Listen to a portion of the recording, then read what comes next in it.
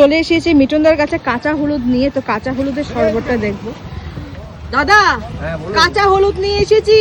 হ্যাঁ বলুন। দেখতে পাচ্ছ কাঁচা হলুদ? হ্যাঁ এই তো কাঁচা হলুদ আমার কাছেও আছে। কাঁচা হলুদ এই যে শরবত বানিয়ে দিতে পারবে? অবশ্যই কাঁচা হলুদ দিয়ে শরবত বানিয়ে দেবো।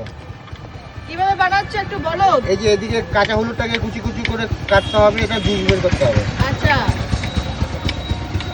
জুস বানাবে নাকি? হ্যাঁ এটা কুচি কুচি করে কেটে ভেতরে জুসটা, এটা জুস বানিয়ে আচ্ছা শরবত করতে হবে। এটা দিলাম, হালকা একটু লবণ দিলাম, আচ্ছা এটা জল দেওয়া যাবে এর মধ্যে। কাঁচা হলুদটা খাওয়া প্রচণ্ড উপকার, শরীরের রক্ত পরিষ্কার থাকে।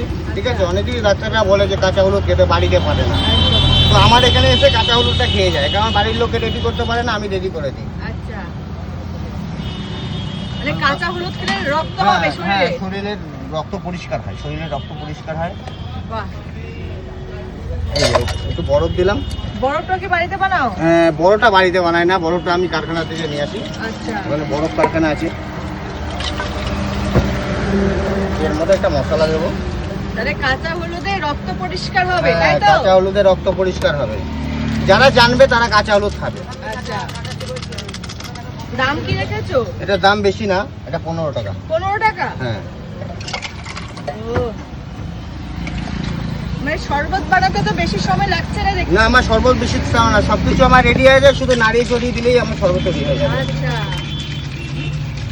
খুবই সুস্বাদু খাবার, সুন্দর শরবত।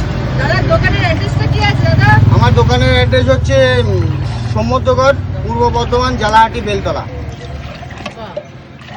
প্রতিদিন খোলা থাকে? হ্যাঁ প্রতিদিন আমার সকাল 10:30 থেকে সন্ধ্যে 7টা পর্যন্ত আমার খোলা থাকে।